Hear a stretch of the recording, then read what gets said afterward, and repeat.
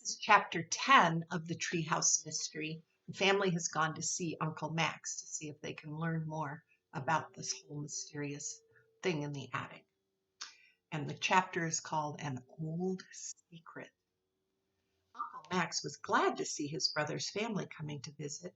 Benny had come along too. You see, I've started to cut a long window, Max said, pointing at the front wall of the restaurant. This place is already a lot lighter. The boys have a question they want to ask you, Max, said Mrs. Beach. I hope I can answer it, he said. Sammy told about the newspaper stories, about Willie Carver, Mrs. Carver, and the Johnsons. Before he had finished, Uncle Max began to nod his head. Yes, he said, our father bought the house from Joseph Carver, but I remember it had to be all cleaned up because so many children had lived there. Don't you recall, John? I guess you were too little to notice. I guess I was, Mr. Beach said. So apparently the Johnsons didn't own the house. They just rented the house and lived in it because it was the Carvers that sold the Beaches the house. Then there was something else, Uncle Max said and frowned. I can't think. It was a visitor. I was only a kid myself. Oh, think hard, begged Sammy. Was the visitor a man or a woman? It was a man, said Uncle Max, a young man. He came to see our father. He spoke in a way that seemed funny to me. You know, he said rather for rather. That sounds English, Mrs. Beach said. Well, Uncle Max went on, my dad and the young man went upstairs and all over the house. They were looking for something, but I don't know what it was. I'm sure they did not find anything because the young man was disappointed when he left. Did they go up to the third floor? Benny asked. Yes, I remember climbing the stairs behind them. Jeffrey looked ready to burst with an idea. He said, I can guess who that was. It must have been Willie Carver. He would have been grown up then, and maybe he wanted to find his old room. And see, he would have talked funny because Willie Carver was from England, and they have a very different accent than we do, even though they speak the same language. Then he said, I think you're right, Jeff. I'm sure he never forgot that big rocking horse. Sammy said, he'd never guessed part of his old room had been closed off and the door covered with wallpaper. He must have thought the toys and rocking horse were lost or taken away by someone else. It does all fit in, said Uncle Max. Quite a mystery. If his grandmother closed that room off, she never told him about it. And now let's talk about your restaurant, said John Beach. Max shook his head. I haven't thought of a good name for it yet. Sammy could not wait. I have.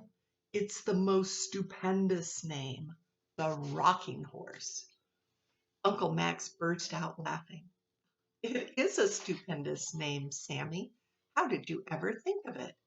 Well, you know, that rocking horse that belonged to Willie, we could bring it down and put it beside the door and then put all the other old toys on shelves around the room for children to look at. Mrs. Beach said, I think everyone would like to see those toys. They are so old and interesting. We must have a sign outside, cried Uncle Max. I can make it myself, just exactly like the old rocking horse. I'll have to see it first. Right, said his brother. I know you like to draw. Come have dinner with us tomorrow and see the toys. Uncle Max winked at Sammy. I'd like to eat in the treehouse, he said. Let's make it a backyard dinner, Mr. Beach said. And invite the Aldens, Jeffrey said. That would make 10, Sammy said instantly. I'll come and bring 2 apple pies, agreed Uncle Max. Oh, good, said Benny. You make the best apple pie I ever ate, except that one Jessie made using a glass bottle for a rolling pin. When the Aldens came over to the backyard of the beach house the next evening, they were surprised. Mr. Beach had brought out a charcoal stove. I didn't know you could cook, Dad, said Jeffrey. I think I can cook hamburgers, Father said. A few minutes later, Uncle Max came into the yard. He was carrying 2 apple pies and a small package wrapped in brown paper.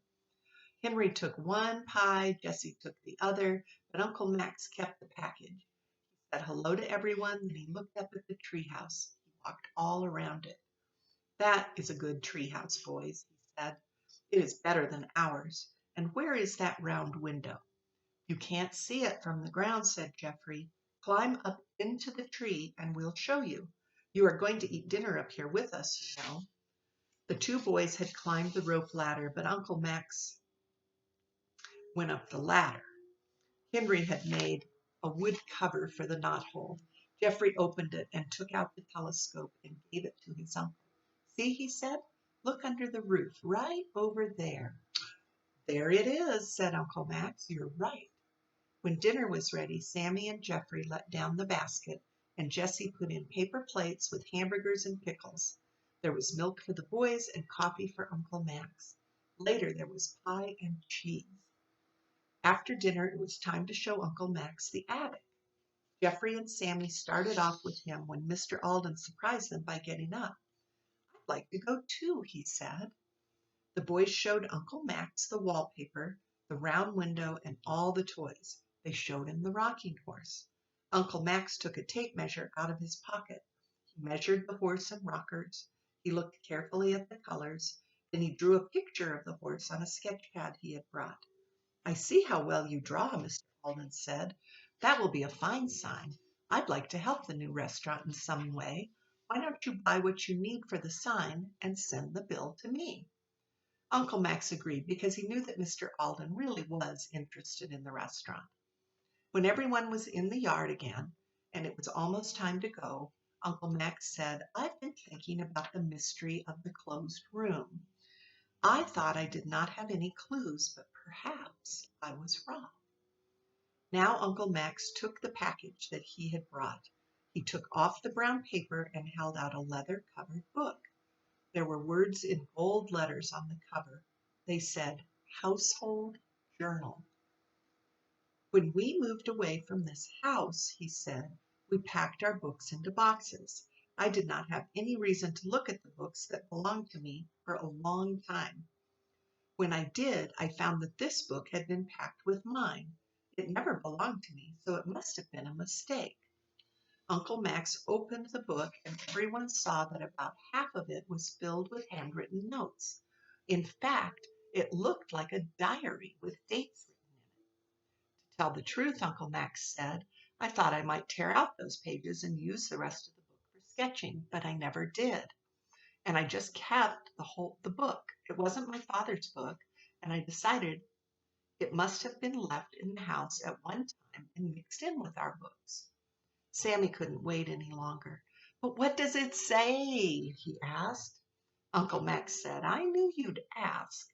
I have been reading it, and now I think that this belonged to Mrs. Carver, Willie's grandmother.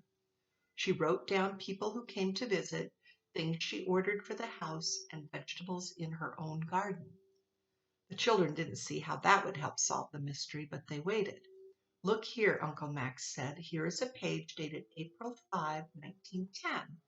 It shows that Mrs. Carver bought 5 rolls of wallpaper for little W's room," it said. "That's the paper with the drums and toys used for the closet and Willie's room. She was getting ready for his visit." Uncle Max turned the page. For July 10, it says, "W's birthday. Ordered cake and favors for 10 children." "That's right," Sammy said. "We read about the party in the old newspaper at the library. It's the one Mrs. McGregor remembers." "Now," said Uncle Max, "see if you can read this last page for yourselves." The date was August 15, 1910. The writing was faded and hard to read. It was Jessie who puzzled it out. This is what she read: "House rented to Johnson family. Cannot bear to think of strange children playing with W's toys. Finished papering closet before packing to leave. Hope to return next year." For a minute everyone was quiet. Then Benny said, "That makes our guess right. Mrs. Carver closed up the room herself." "She never told anyone," Henry said. "She thought she was coming back. but we know that she didn't.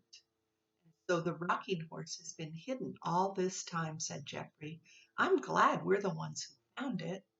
Uncle Max said, I am too, and now the rocking horse will have a new home and lots of children will see it, I hope. That's chapter 10.